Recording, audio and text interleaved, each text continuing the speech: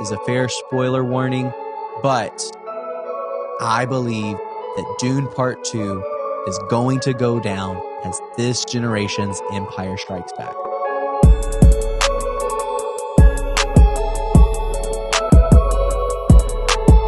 Welcome back to another episode of Cultivating Truth. My name is Aaron Davis, and today we have a very special bonus episode for you guys. Yes, normally for Cultivating Truth, we have an episode every other week, twice a month, bi-weekly. And today we wanted to jump on here because we are so excited to talk about the recent Dune movie, talking about Dune Part 2. So before I go any further, I want to go ahead and give a fair warning. This is going to be a review and this is going to have spoilers.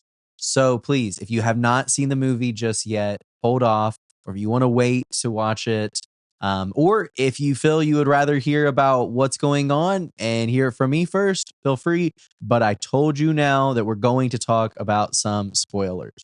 All right. So let me just go ahead and say, I am not a big sci-fi guy in general.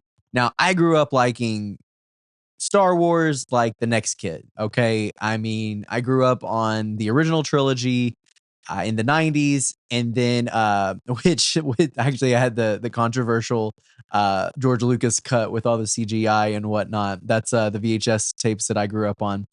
That was my prime childhood. And of course, right now, I'm thoroughly enjoying the MCU. Well, when I say right now, maybe a couple of years ago. Right now, it's kind of on the decline. But who knows? Maybe they can still turn it around. But anyways, I'm not that big of a sci-fi guy. I always felt that like Star Wars was like a gateway to people getting into the sci-fi genre. And I don't know if I would even count the whole superhero thing. I mean, I know it's technically science fiction, but Star Trek for me, I know it's great for others, but it's not really my thing. But that's okay. So when I heard about this upcoming Dune movie, a few years ago, I thought, man, a sci-fi film, I don't know what I'm going to be thinking about this. Like, I don't get into it. It's always like technology from the 60s and 70s, and it's done on this futuristic world. And I don't know how I'm going to feel about this. But then I saw that Timothée Chalamet is starring in this. And as a movie lover, I know this guy is on the rise. And let me say, between the combination of Timothée Chalamet, Denis Villeneuve, the director, and then Hans Zimmer on the score, on the soundtrack. Shout out to Tina Guo. That girl is a beast on the cello. If you have not checked her out, you should see what she's all about. But seriously, I found out that this series had so much star talent. And I'm going to be honest, it's not really overcrowded. There's plenty of room in the desert. Although I am not a science fiction lover, I got to say that Denis Villeneuve's storytelling and his masterful craftsmanship and this piece of art known as Dune Part 2 has made me, well, I don't know what you would say, but I'm a big fan, big fan of this. I believe that this blockbuster movie brought its A game, and not just for ticket sales. I mean, I think that this is a great piece of art, a great story that's going to go down in the history books of cinema. It's a franchise, but not like you would think with the MCU or DC Extended or even Star Wars for that matter. I would put it more in the Godfather category. It's special. It's special in its storytelling. And I don't think it's just about creating this massive, crazy universe where all the fans come out the woodwork and dress up with the little, whatever you call them, which I'm going to give fair disclaimer. I'm not going to know all my terminology. I am very much new to the Duneverse, but I think that there's so much that we can learn from this movie. And I think there's great talking points, especially for those of faith like myself. So once again, before we go any forward, I want to say this is a fair spoiler warning, but I believe that Dune Part 2 is going to go down as this generation's Empire Strikes Back. I mean, think about it. Second installment of a major franchise. with a huge twist that pretty much shakes the entire Dune verse. Is that what we're calling it? I'm gonna have to look that one up. I think that this is going to be looked back and saying this is our generation's. You know, when I go back and I watch the old classic Star Wars films, you know, they're dated. Love them, but they are dated. And so it's so refreshing and so cool to see a movie of this magnitude that I would say is probably on the similar scale to Empire Strikes Back or that original trilogy, and say, wow, this is what we do now with millions of dollars going into these films, hundreds of millions of dollars, and you know what 30, 40 years of difference makes in these movies. Technically, I guess it'd be like 50 right now. Getting close. But the overall cinematic experience, I gotta say, this was a movie worth seeing. And it was a movie worth seeing on the big screen. Now, fair warning, I do think that you need to see the first one. I've talked to a number of people who said they did not watch the first movie and they were fine with it, but the movie just didn't click. I do think that it would be wise to go into this understanding the first movie. I would actually even say get through the first one, watch it, understand at least a basic concept of the world, and then fall in love with the second one. So as I said earlier, Timothée Chalamet, I thought he's the big actor on this, and this is his time. He is taking over. I've been a big Leo fan my entire life, and I think there is becoming this transition between Leonardo DiCaprio, as in my opinion, one of the greatest actors of my generation, and the passing of the baton to Timothée Chalamet, who I think, it's his time, and he showed out for this, being very strategic in his movie roles. I mean, what a year he's had with Wonka and now Paul in the Dune series. But I think he's done a fantastic job and showing the different layers of a character. Kudos to him. And I also really enjoyed Austin Butler playing a great villain in Fade. I didn't know how I was going to think about Austin coming off of the Elvis movie, but I thought that this was really fun, and kudos to him for signing up to a movie like this. You know, he's typically a good-looking guy, and he's usually getting all the girls and whatnot in his movies, and so for him to take a role like this, where he is just this kind of ugly villain, that's awesome. What a great job that he did. But I thought this movie is beautiful. Another great thing is that although this is big and I think it's made to be seen on the big screen, maybe the biggest that you can find, I love that there's less yet still impactful CGI. You know, growing up in the prequel era, and honestly, I don't even think you have to go back to the early 2000s, because even Disney right now, they're having some bad CGI. So being very selective and purposeful with the CGI, I think is very, very important. And with this film, I mean, it looks like this is just genuine and real. There was like one scene, I think, one little clip that I thought, meh, CGI maybe could have been polished. I don't know what the background was of that falling off of a helicopter or the little bug airplane thing. No matter, I thought that this movie looked spectacular. Acting was stupendous. It was just so much fun. So let's talk a little bit about the story and the direction. Villanueva did a phenomenal job directing and leading this crew. He's worked on a number of bigger movies, but nothing, I think, like this, of this magnitude. And I say his name so much because I really believe that this is his signature on this film. This is going to go down as one of his greatest pieces of work. And as a director and as a one who applauds those who want to tackle the medium of storytelling, I think that there is something beautiful when a director can take a story, and even a story that's not necessarily original to his, but make it with his touch and his signature, the chef's kiss. I think that that's something very, very special. And so he had a great task, a burden, you would say, of taking this fan base, devout. Well, anyone who I know who read Dune before the movie, they would classify themselves as the ultimate nerd. So this is a genre that's not necessarily been always mainstream. Now I know it goes down as one of the biggest sci-fi books ever, but think about this. This was a very nerdy, geeky movie, and it was done so well. I'm here for it. So the big difference between the second movie and the first, I think, are the complexities between two of the lead characters in Paul and his mother, Lady Jessica. I love the development here. I love and really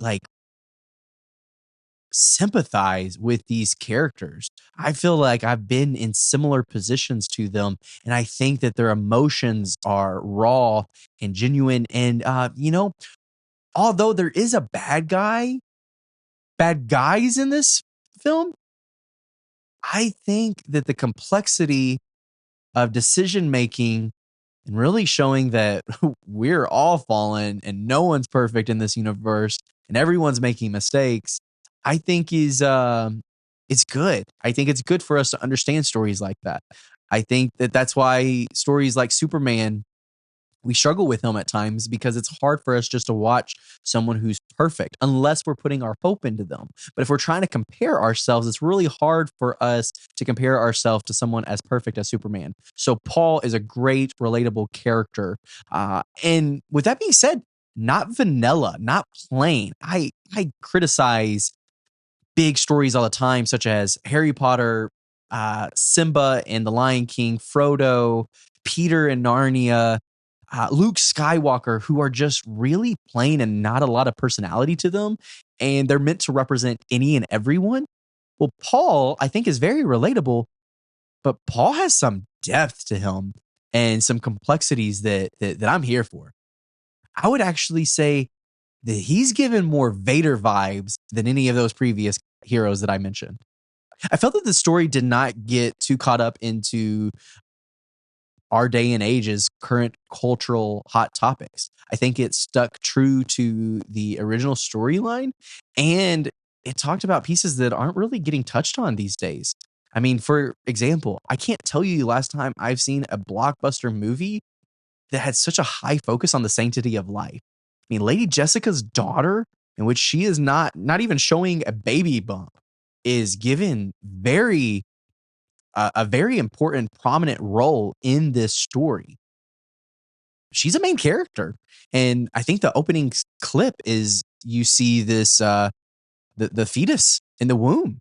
And so really interesting because I feel like we just don't get a whole lot of that. I mean, it was just what a year or two ago that the Kendricks made Life Mark, and Sony couldn't even get behind it because it was a pro-adoption story. Another hot topic is typically the role of women in these heroic films. Now, when it's all said and done, I do think that you sympathize more with Zendaya's Chani character, and you don't really know how to feel about our main protagonist, Paul. But I think that that's just good storytelling. But I do think that we've been in a world where we focus more on female heroism than we do in just telling the good classic story. I mean, think about the MCU right now. Look at their roster. There's only a couple of men left. Everyone's turned into a girl or they've handed the mantle over to somebody else. We're no longer with the characters that we grew up with, in which I have zero problems with a female lead or hero. But I do think that it was interesting that the main villains in the story, it's not necessarily Baron. It's not necessarily the Emperor. The villains were actually the female manipulated nun like Bene Gesserit. I did not say that right. Why do you say it? A Bene Gesserit. The complexity of power and riches really does complement what Christ came and preached against. And I don't think anyone could have watched this movie and not drawn some clear parallels to Christianity or many of the other major religions for that matter. The unique parallel between Paul and Jesus is undeniable, with a different approach that might cause the believer to be a little bit leery of participating in this type of movie. I can see why you would want to be cautious when approaching a film like this. Brett McCracken says that Dune 2 feels like an artifact of a post-Christian age, and Chani represents religious skepticism. So I can understand why someone might be hesitant to let a family member or even oneself go and see that because maybe they're fearful that their own skepticism would rise. But let me encourage you that I think when approaching films like this, one, I think you should appreciate the art form. A lot of time, money, and energy goes into making something like this. And I think that there's beauty that we can all appreciate, no matter what the worldview might be. But with something like this, with Dune, I think that there are riches that we can digest on in thinking through what do I really believe? I mean, we have characters that show comparison between biblical figures such as Paul and Christ, who in the beginning starts off, Paul is very humble and is not trying to, he's not power hungry. Very similar to Jesus whenever he came, and many people thought that Jesus was going to be a war hero. If you look in the book of the Maccabees, you can see that there is a lot of history in Jewish culture and trying to find a Messiah that is going to lead them to victory and overthrow the Roman Empire. Well, in a story like Dune, you see that, yes, there are comparisons between someone like Paul and Jesus, but Paul fits more of the story of what the Jews would have wanted. And yes, there is skepticism, and even as the viewer, you're not really sure what's legit, what's not, what's fake, what's phony. But I think for us to be understanding of, man, yeah, our Jesus, our God, was not a war hero. He was not fighting for an earthly kingdom at all. He was fighting for a heavenly kingdom. Now, there are other theological implications that I just love from movies like this. But I think one of my favorite parts was the fact that there was this huge spectrum of believers. I really think that that opens the door for great conversations. So, for example, we already made the parallel between Paul and Jesus as a humble, quiet leader who just wants to serve the people and to rid the rule of the evil empire, right? But then you got Chani, who is really skeptical. She denies anything of this religious belief. She does not believe what the Bene Gesserit have been telling her. But then you get other characters such as Stilgar, who is a naive, faithful, blind follower. Anything that he can throw at Paul's way, he is saying and affirming that he is the chosen one. He is the Messiah. But one of my favorite characters that I think we should analyze is Josh Brolin's character, Gurney. What you see with his faith is that he doesn't necessarily have faith in the spirituality, but it's more of nationalism, is that these people are fighting for his conservative beliefs and he's going along with it. And he even confronts Zendaya's character and saying that, you should follow this, even if you don't necessarily believe. This is your side. This is your team. And so right there, you have four key character tropes of a Messiah, a blind and faithful follower, a skeptic, and then more of a nationalist approach. And I think that you can find many of those people within our friends and circles today. You're going to find the skeptic. You're going to find the faithful yet blind believer. But then you're also going to find the Bene Gesserits who are using religion as a power device and a power tool to spread whatever it is that they want and desire. But then you're also going to have people who are in the circle and in the room who maybe even bowing down and participating in the rituals with you, but don't necessarily believe with you, but they believe that you all are on the same team. I can't help but think of Republican nationalists who always get grouped in with the Christians and say, well, I don't really get necessarily caught up on all the same things that you do, but I guess we're on the same team. Let's shake hands. And I think it's a great conversation to say, man, where do we find ourselves? Are we blindly following what other people have told us? Are we using our beliefs for power and gain?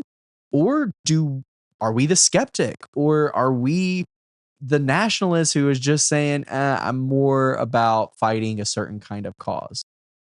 I think that dissecting movies like this can be great conversational pieces for friends and family. Other theological implications are the manipulation of the Bene Gesserit, of the religious powers. They are just way too close to the empire, and they are power hungry and pretty much the real villains of this entire story. Deception and shortcomings of man. Paul is not Jesus. Other people put him in position to be their savior, but he knows that that's not him. And although he has powers, he has clear shortcomings. He is a fallen man and makes mistakes. There's, of course, the longing for redemption and restoration that you can find also often in great stories, but this clear-cut hope of a resurrected Messiah. I mean, the similarities are undeniable. I also love the contrasting feeling of faith and religion compared to Star Wars. Hear me out. In the Star Wars franchise, most people do not believe in the Force. I'm talking about the other characters, the humans, the random aliens. They don't believe in the Force. It's a myth. It's made up by the crazy wizards known as the Jedi. But for the viewer, we get a special bird's eye view from afar that we get to see that these Jedi are not necessarily crazy, but they actually can use the Force, and the Force is a legitimate thing. George Lucas, the director and writer of the Star Wars franchise, wrote the story with the intention that the viewer would believe that the Force is real in this universe. There's not skepticism coming in. The Force is a spiritual and religious phenomenon. And yes, it was diluted whenever they introduced the small cellular organisms known as midichlorians. But let's not open up that can of worms. But Dune, on the other hand, approaches this very differently. We do not come in as the viewer believing this religious phenomenon. We kind of come from a vantage point of skepticism, but we keep seeing amazing things happen that us as a viewer would probably say are miraculous, but then we're hearing from those who are in the universe and in the story that this is indeed not a miracle, and that this is being twisted for power and gain of the political leaders. This is a fun comparison because I think that there's an analogy between the two popular franchises. What are the lenses that you're approaching these stories with? What are the lenses that you're approaching life with? What's your presuppositions? Should you deny what your eyes are clearly telling you if you were to watch a Star Wars franchise and say, actually, the filmmaker is focusing on things that are just not accurate? Should we really believe that we're being fed a false narrative? Like many of the Star Wars characters, is the Force really just trickery and made up magic? And then with Dune, is there legitimacy to Paul and Lady Jessica's power? I mean, they did drink the vial of the sandworms, right? Their mind was awakened. Couldn't help but think of LSD and shrooms and all of that. Gotta love the 60s. It doesn't necessarily portray that they have been manipulated or turned evil, but rather that now their mind has been opened up and now they see something grander than the immediate wants and needs of the people. Once again, you can't help but make the comparison to the Bible with Adam and Eve and eating from the tree of knowledge and of good and evil.